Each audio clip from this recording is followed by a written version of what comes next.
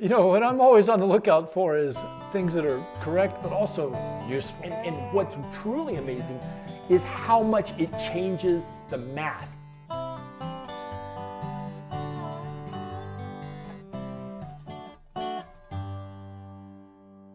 Man, I am so excited about today's topic. Cool. We're going to talk about... I don't know what you guys are doing on February 8th, 2020, but I know what we're doing. Yeah, we're going over to Lucky Chances for the meetup game. Check Raise Charles, Andrew Locke, Christy B, and P's and Q's from down south. Wonderful vlogger. Yeah, they're going to be running a meetup game. We're going to be there, going to be hanging out and telling lies to each other and playing poker. Yeah. They're doing a 3-3 no limit hold'em game, which has never been dealt at Lucky Chances before. It starts at 2 p.m. Be over at Lucky Chances in Colma, California, and be part of the fun. It's going to be great. We're going to talk about combos. I mean, not like jazz combos. Combinations in poker. Right. Very quickly, we're going to go from just combinations to a tweak that you can use that will make you and save you a ton of money. We like that.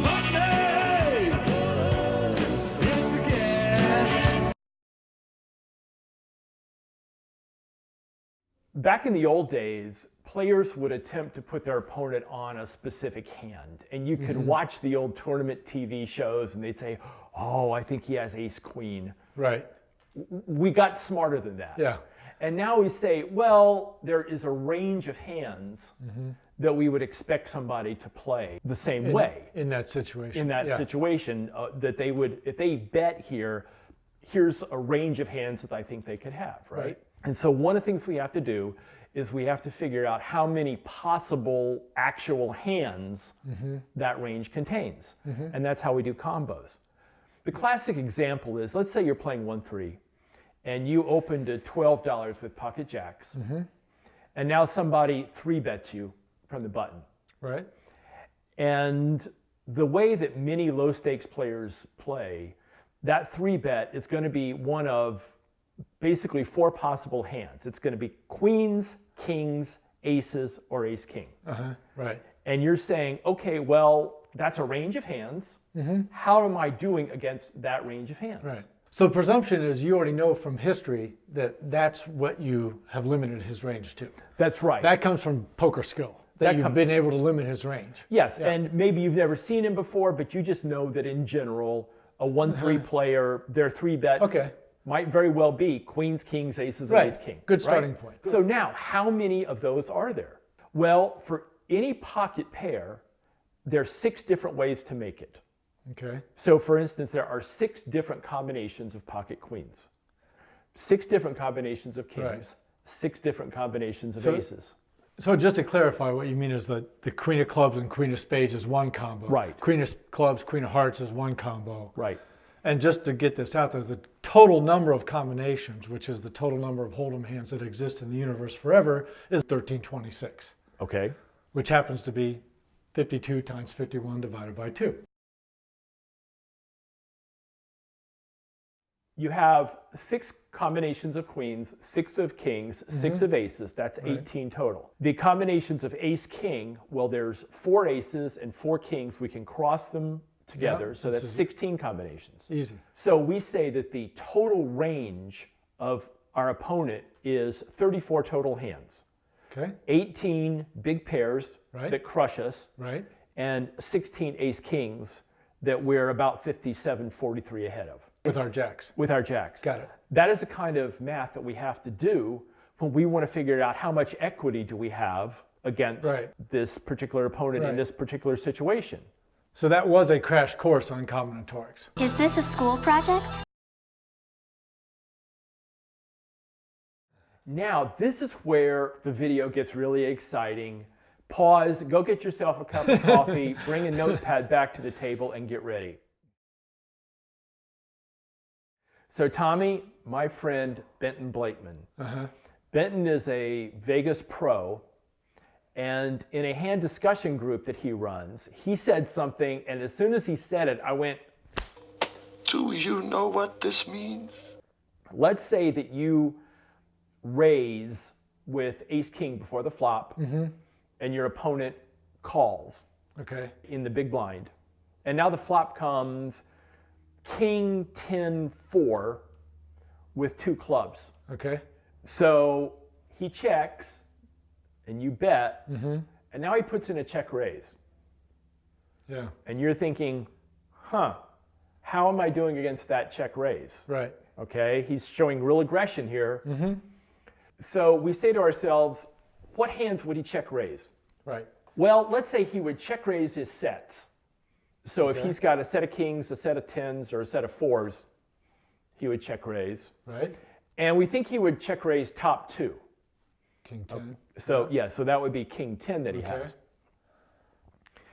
And then we said, but he also might check raise some of his semi-bluffs. Like if he had a flush draw, he might check raise that as well. Yep. So let's assume that he would call our raise with pocket 10s and pocket 4s, but that he would 3-bet pocket kings. Okay. So we're going to say he doesn't have pocket Right. kings. Rule that out. And we would also say that he will only call with king 10 suited, that he won't call our raise with king 10 offsuit. Or king. What was the bottom card? 4? It's a 4. Or he wouldn't. You don't think he would call king? We're going to rule out king 4. We're going to suited. rule out king 4 and 10-4 10-4 as well. Okay. And you can argue over those Right. cards, which is fine, but you just have to pick and say these are the ones Right. that I think he has. You do have to follow your gut or your instincts and make some decisions about what you think his range actually Exactly. is. Then you calculate. And then you calculate. Right. That's exactly right. So I'm just going to make this up and say, this is my decision about his range. He calls with pocket 10s, he calls with pocket 4s, he 3-bets pocket kings, so he doesn't have those. He calls with king 10 suited, and he doesn't call with king 4 or 10-4. Okay. He also calls with all of his suited Broadway combinations, Okay. and that's where these flush draws can show up. Right. Or maybe even queen jack offsuit. I mean, couldn't he just? He could, Yeah. but again, You wouldn't put him this. in.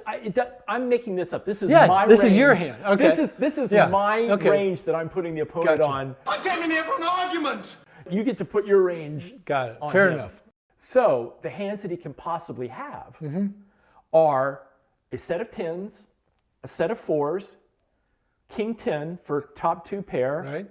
and then a bunch of flush draws Yep. that are the suited broadways, such as ace jack suited or ace queen suited in clubs, because that's the trump suit. Are you with me so far? So here's how we do the numbers. Okay. He can have 3 possible sets of 10s, Right. 3 possible sets of 4s, 2 possible combinations of king 10 suited. Okay. That makes 8 total. There are 6 possible combinations of the suited broadways that he can have. Right. We might be inclined to say, okay, well, he's got 8 possible value combinations and 6 possible semi-bluff combinations. Yep. So he's a slight favorite to have a value combination. Right. This is where Benton Blakeman is going to save us all. Here I come to save the day. It turns out that only a GTO bot is going to check raise its flush draws as frequently as it check raises its value combinations. Real human players, particularly real human 1-3 and 1-2 and Right. 2-5 players, Yep. are not going to check raise their flush draws as frequently as they're going to check raise their sets and top 2 pairs. Are you with me so far? Brilliant. Okay, well, Benton was brilliant. I can't take credit for this idea. Okay. Benton said, as a default, you should discount his bluff combinations by 75% when counting them up against the value combinations. This is massive. Yeah. It sounds great. So we will say that he will check raise all 8 of his top 2 pairs and sets. Right. But of those 6 flush draw combinations, we have to discount that by 75%. That is divided by 4, and say it really isn't, in our world, 6 combinations. It's only 1.5 combinations. Yeah. So the ratio is 8 to 1.5 rather than 8 to 6 in terms of how often a real opponent at low stakes is going to check raise with those ranges and sub ranges. All right, important safety tip. Thanks, Egon. And what's truly amazing is how much it changes the math. Because he check raises you and now you're deciding, oh, am I getting the right price to continue? You know, because there's pot odds and stuff going on and you have to pay attention to all that.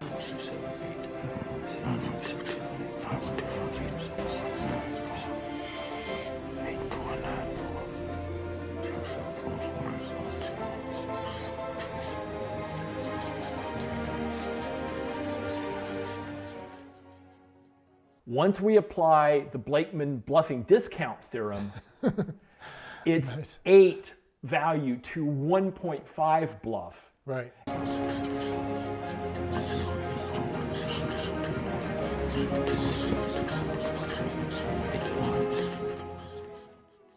And we are in deep trouble.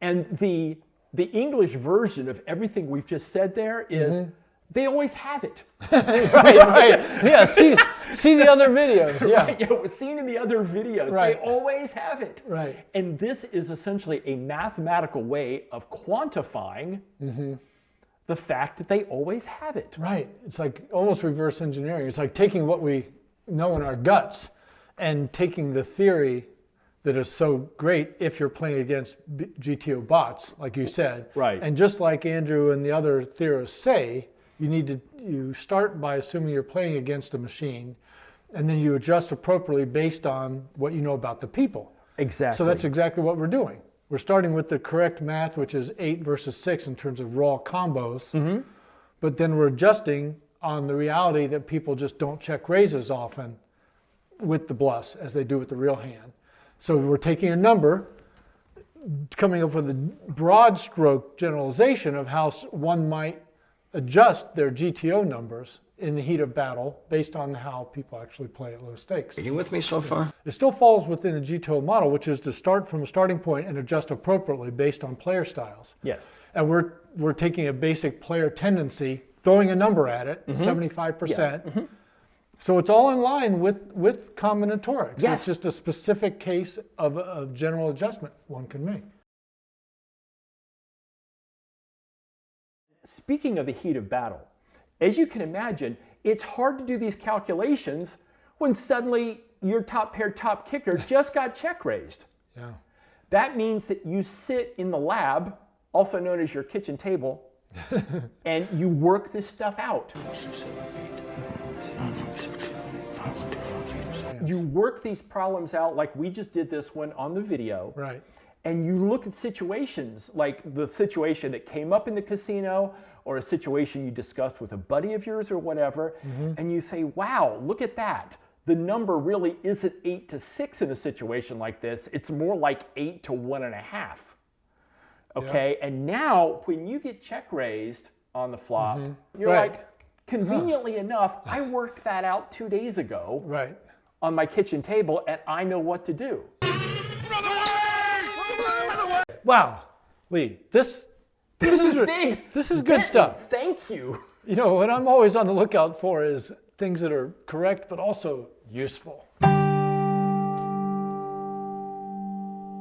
Take this to the casino moment is they are not taking aggressive actions as frequently with their bluff hands as they are with their value hands. And you have to adjust that when you're computing the combos in the ranges that you think they have. Well, if you thought that was useful, would you please click like down there and subscribe to our channel? And once you've subscribed, there's a little bell that you can click, and that way you'll hear from us on Wednesday when we put a new video up. That. Thanks a lot, and we'll see you next time.